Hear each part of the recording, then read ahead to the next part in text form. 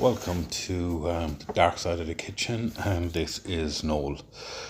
And this episode is called Why Do We Love It? And I put this out across the old internet last week just to get some feedback, and wow, did I get feedback. I'll say mixed, but I'll go into why in a while. It was interesting. And the reason I asked the question is twofold. One, I recently did an interview, my first interview, with Anthony, and you could feel the passion off of him. If you watch the video or listen to it on Spotify, you could feel it from him. Talented young chef, very driven, very passionate about it. And the other side is I've always been very passionate about food, about cooking. I love it. I love what I do. I've said that, there are times, and I remember an old chef saying to me, sometimes you don't hate it, you're not doing it right.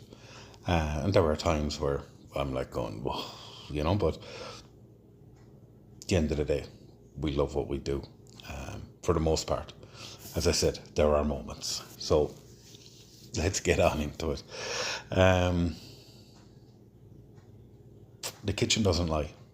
Doesn't care about your excuses, your mood, your pride. If you're not ready, it will show you. If you're not focused, it will punish you. The heat, the rush, the endless demands, they don't bend to your story. They strip it. They strip you down, who you are, raw, unguarded, unfiltered. And that's exactly why we love it. When you step into a professional kitchen, you're entering a space where truth is revealed in seconds. We've all had them chefs that came into the kitchen and, very fast that, you're full of it, you can't do it,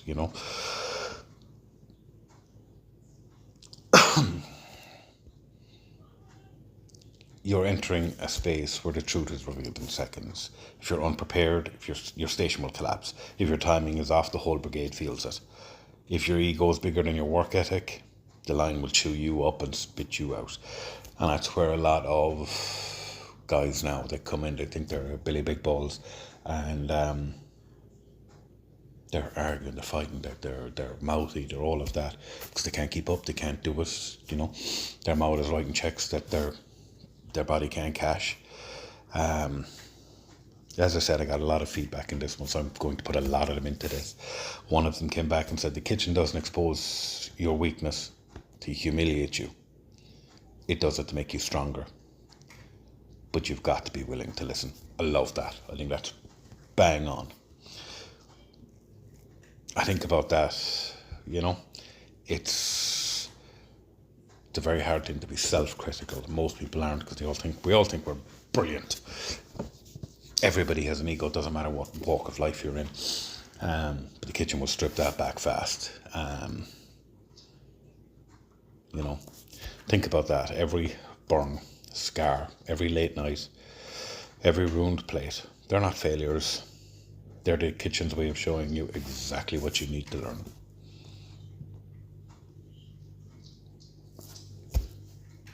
At the pass, the shining strip of steel and glass lies a mirror, not for the food, but for yourself.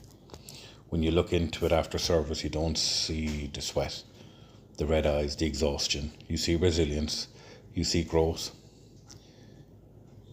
You see the truth of someone who refused to break, even when the night tried its best to break him.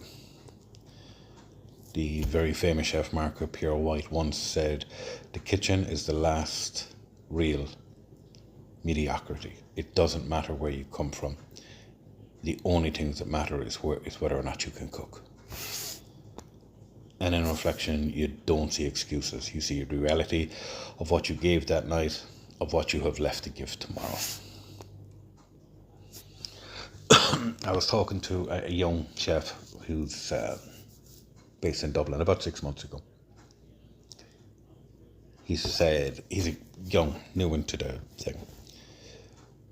I thought I knew who I was, but it wasn't until I was 3 hours into a slam Saturday night, drowning in tickets, that I realised that I was either going to collapse or I was going to fight. And the kitchen gave me no choice but to fight. We've all been there. A friend of mine in Cork told me there is no hiding in here. If you're weak, it shows. If you're lazy, it shows. But if you care, if you really care, it shows too. The kitchen rewards the ones who refuse to quit. These are the truths the dining room will never see. The guests get the plates, the flavours, the presentation, but what they don't see is the soul that gets poured into every dish, tested by fire, tested by pressure. It's a lesson in humility. The kitchen doesn't lie because it doesn't let you lie to yourself. It forces humility. You can't fake the perfect seared steak. You can't bluff your way through a service that you're behind. You can't charm your way out of a burnt risotto. Very famous chef Claire Smith once said, every plate tells the truth. Either you gave it everything or you didn't. And that's why chefs respect each other, not for the talk, for the work. Respect is earned every night, in every service, on every station.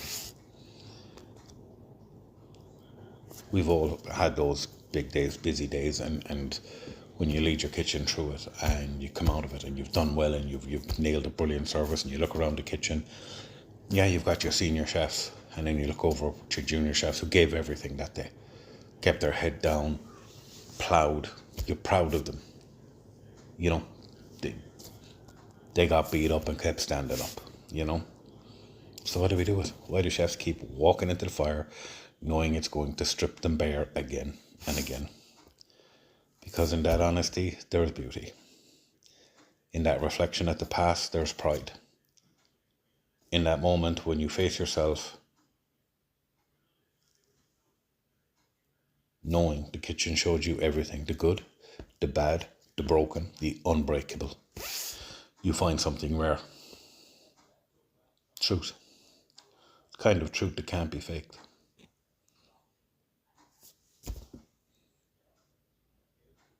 Kitchen doesn't lie. And if you can face yourself in that mirror, tired, beaten, maybe a little burnt, but still standing, you've already earned respect. Not from others, not from the critics, but from the only person who really matters, yourself. If you can go home at night going, I gave it my best. Doesn't matter if you made a mistake. If you gave it your best, then that's all the truth that matters. Now, if you're under the influence of some drug or something, you never gave it your best, you couldn't.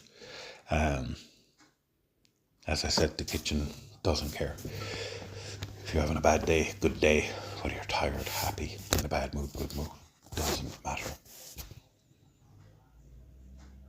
Kitchen will find your truth. It will bring you down. You can go in dancing and singing, but it will strip you down fast, very fast. The heat, the rush, the endless demands. You love them, you know. And that's exactly why we love it. You know, it pushes us all of the time. It pushes you every day to find the best version of yourself that day.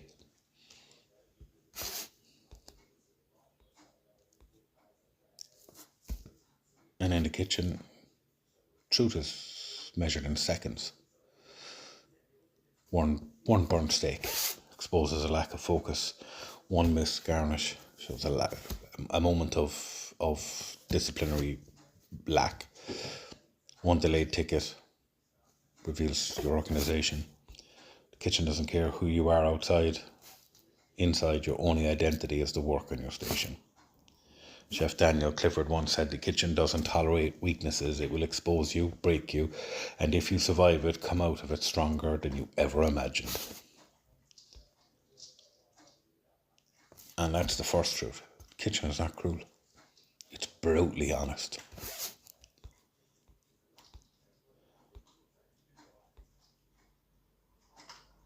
When you stand at that pass, you see yourself reflected back, you know? No hiding.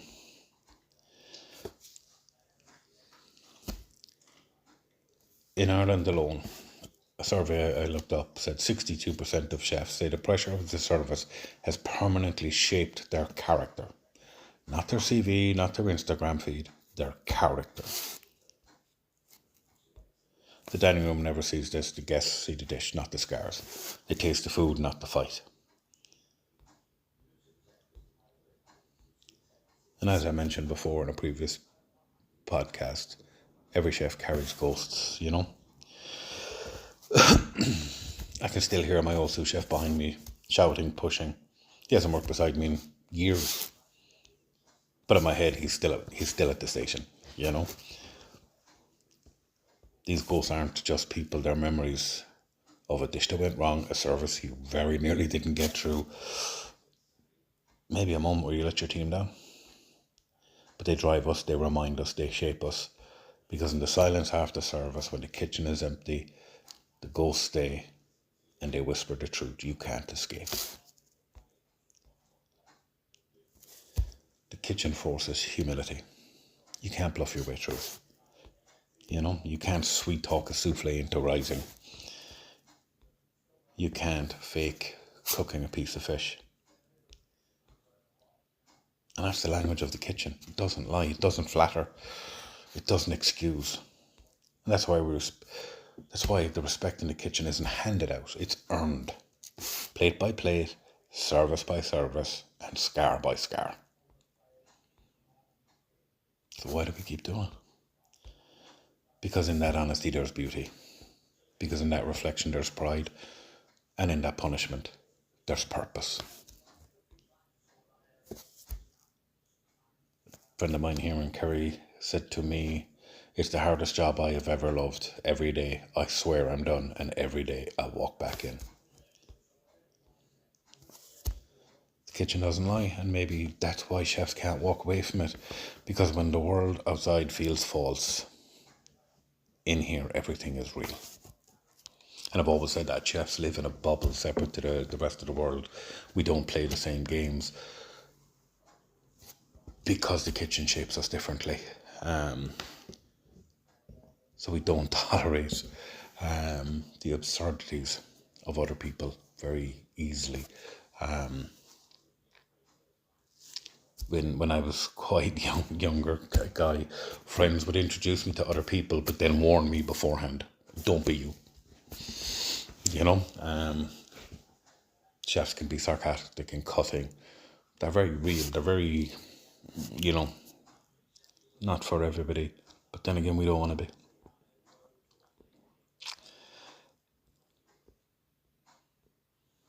We don't do it for critics. Yes, they're there, and I've been lucky enough to have some great reviews. But that's not why we do it, you know. I think cooking's a lot like music. You make it for somebody else, not for you.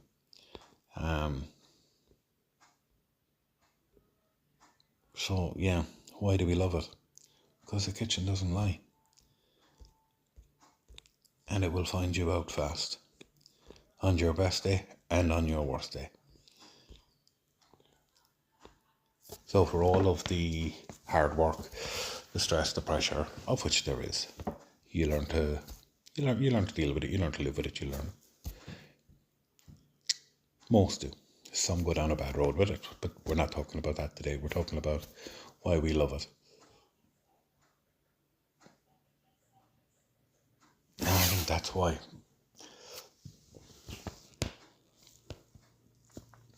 We love the buzz of it, we love the creativity of it, we love that buzz in the kitchen through a busy service. Because when they're going well and the food is flying out and everything is going well, there's a great buzz, there's just a great vibe that goes on, inside my kitchen when it's all going well and it's all flying out. You're always hoping people are enjoying it, because that's why we do it in the first place. We do it for people to enjoy it, for people to enjoy the experience. And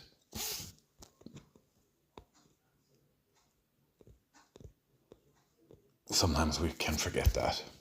Now, a hard service is a horrible thing, and we've all had them. Thankfully, not too many, but we've all had them. We've all had the service that's gone tits up, and you can't pull it back. But you never give up. You never give up. You just stay going. No, I've had chefs give up. I've had chefs walk out of the line. I've had them just leave the kitchen and go, fuck this, and I'm out the gap. And, all that happens there is the rest of them cover the next station as well. Makes it harder on them. They dig deeper. But they do it, because the other side, to the end of the day, the customer doesn't give a fuck. They don't care. And I actually think personally, since COVID, and you'll hear this from lots of people within the industry, it's gotten a lot harder to deal with certain people. Not everybody, of course not. There's some amazing people. And my own restaurant, for a while it was open, I had some amazing customers. Just beautiful people that came in to enjoy a good night and a good meal. And if something went wrong, they would just go, can you sort that out? It would be sorted. Then you get the awkward bastard who wants to, I don't know, make a TikTok video out of it or something, but fuck me, they blow a gasket over the simplest things. Like, ain't nobody dying here. You got an overcooked steak. And we'll cook you another one. What difference does it make? It won't ruin your life. At the end of the day, we're not robots. We will make mistakes. We hate making them. Hate it. We remember them for long periods of time. We do what we do because we love what we're doing. We want you to enjoy it. I remember one night, a good few years ago in Cree, somebody came in, whatever they ordered, I was on the grill and I cooked it wrong. He came back, they weren't making a big deal about it, they were quite nice. Look, whatever it was, steak overcooked. Straight away you get another one on. You're focusing on getting that dish out as quick as possible. The problem is, if you get too fucking quick, and I sent it out under to the same person, I just went out afterwards and apologised to them myself. They were actually lovely about it. It was a busy Saturday night. The restaurant was full. The docket board was full. And I pushed it too quick. It happens. Shouldn't, but it does. And as I said, they were lovely about it. They were just like, I'm in a rush, no rush nowhere. Got the third time. Third time's a charm. They got it. It was perfect. They loved it, all of that. But you can make mistakes. Of course we can. We don't intend to. But when you're under that much pressure, something gets by you, And I've had it where I work now, really busy nights where a steak has gone out under or over. I don't go down bollocking the fucking guy on the grill out of it. He's taking a pasting, burgers and steaks and fish and everything else. And guys do and people do, and they make a big deal about it, and they go down, they fuck somebody out of it for making a mistake. Why, you don't think he knows he made a mistake? You don't think he's already beaten himself up about it? Come on, the fuck. Maybe it's my old age and I'm mellowing a bit. Maybe I'm just seeing it, the bigger picture, I think we can get too focused. Now, different at the higher the level you go, the bigger the pressure, the less you can make these mistakes. But then again, the less covers you do in a big place, in a fine dining place, and the more people you have cooking, so the less you cook, So to avoid exactly that and to get it better and better and better, because, there's levels, as there is in everything in life. So, do we love it? Yeah, absolutely. To our detriment, maybe. Could I do something else? No. Too fucking old now, anyway. Would I want to do something else? No. That's the other side. No, but as I said, I got a lot of feedback online on this, and there were guys that said they hated it now. One guy in particular, he actually posted anonymously, so I can't credit him with the conversation. But he said he used to love it, now he hates it, but he's at an age where he doesn't feel like he can go do something else, and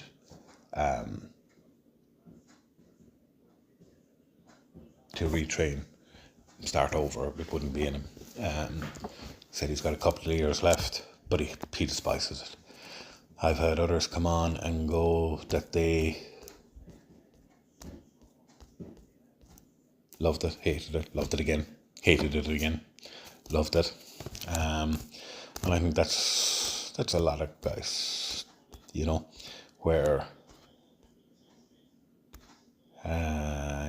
you do love it overall, but there are moments you hate it. That can be down to a number of things. It can be down to the place you work to. You end up working in a place and you hate the place, you hate the job, you hate everything. But the reality is you just hate the situation you're in, not the job in itself, And then you end up in a place you really like, and you find that spark again, and then you remember why you did it in the first place, because I left it at one stage, a good few years back, about a year out of it, and it was because a friend of mine ended up back in the kitchen, which was after him tormenting me to cover for him for a wedding, which I had no intention of doing, but he's a good friend and he was stuck, and so I stepped back in for what was supposed to be one shift, and messaged him that night to say, enjoy the night and I'll cover you for tomorrow, because obviously he was at a wedding, there was going to be pipeage involved, and he would have a few, in him, so, and that's what put me back into it, but it was a Saturday night, it was a full house, the tickets were flying in, the fryers were screaming, the grill was hissing, cooks were all shouting. It was hell and heaven.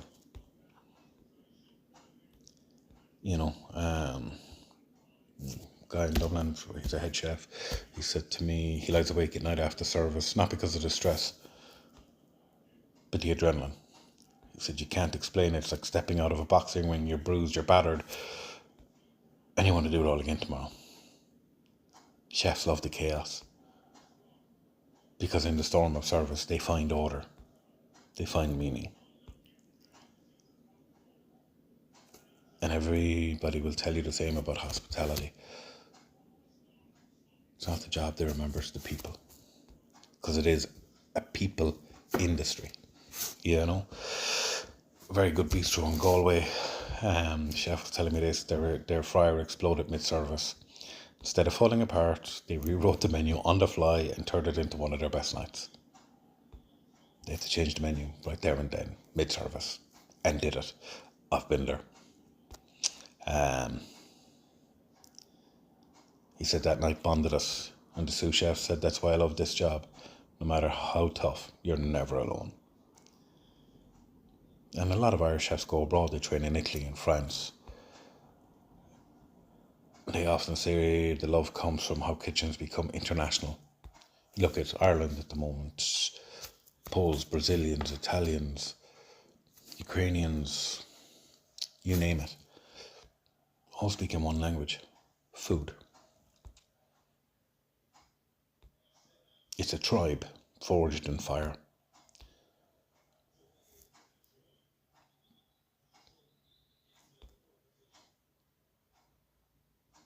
In truth, chefs don't make enough money for what they go through and what they give.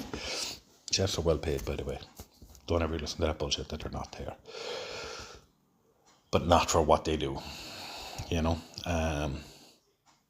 Chef in Cork told me of a mate in tech. He makes more than what I do, but none of them get to create joy every night. None of them get to see a room full of people smiling because of their work. We don't do this for the money, we do it for the love of the food. JP McMahon said we don't do this for the money, we do it for the love of food, for the love of people, for the love of giving something to ourselves. And that's the love that keeps them there. The love outweighs logic. Chefs love what they do because of legacy. Food outlives us. Mentorship ripples through generations.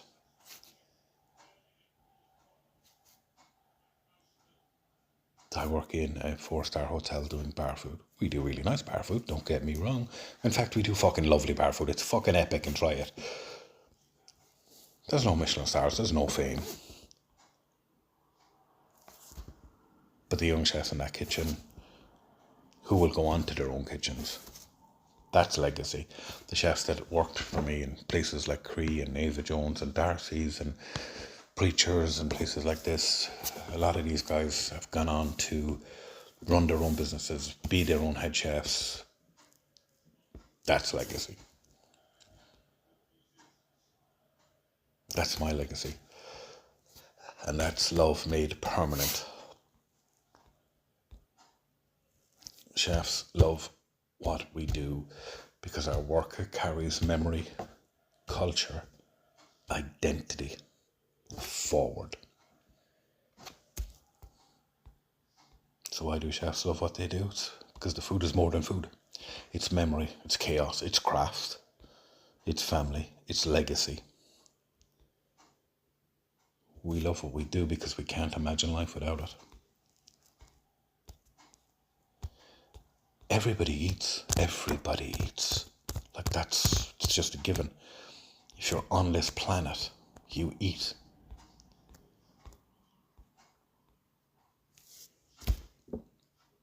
Why not enjoy it? You know,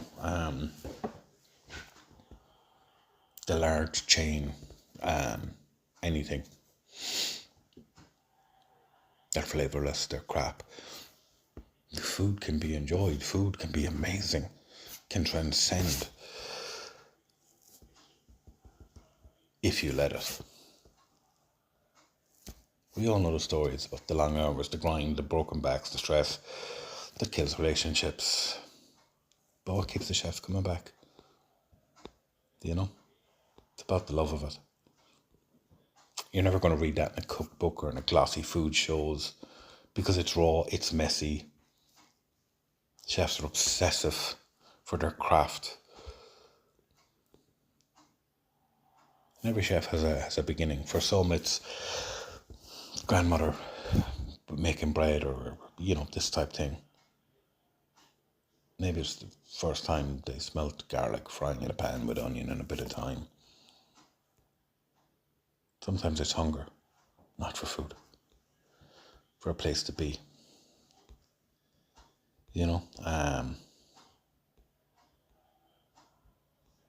First time I watched bread rise, felt like magic. You could see it create life from flour and water. That never left me. Chefs don't choose cooking. Cooking chooses them. It's a calling. It's a job. And cooking is obsession over detail.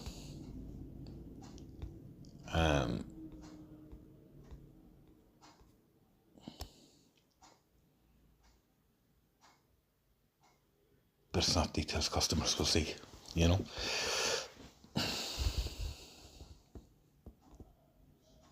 Chefs love the craft because it forces them to find beauty in repetition, joy in detail, and perfection in chaos. I didn't say any of it made sense when I started out with this podcast. I just said it's what we love. So it doesn't have to make sense to you. I didn't say there was any logic in this.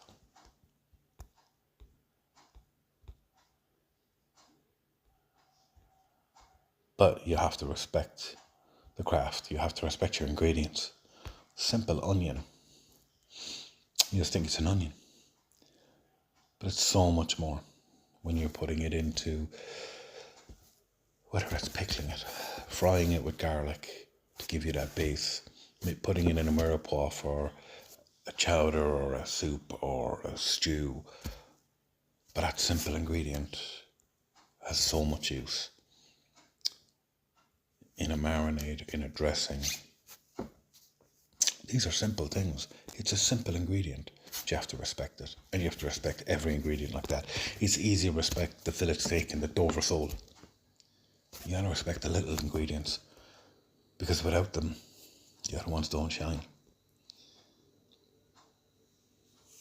And it's the same in kitchens. It's very easy to look at the head chef or the sous chef. But without the junior chefs around them, they don't shine. And that's what's great about it. It's the sum of its parts. It's not about one person. It's the sum of the parts. You know? So, why do we love it?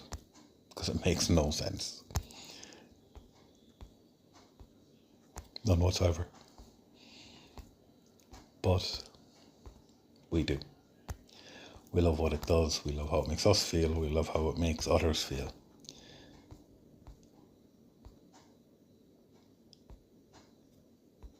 And we love the madness of it all. So this has been the dark side of the kitchen. Let's keep changing the world. One plate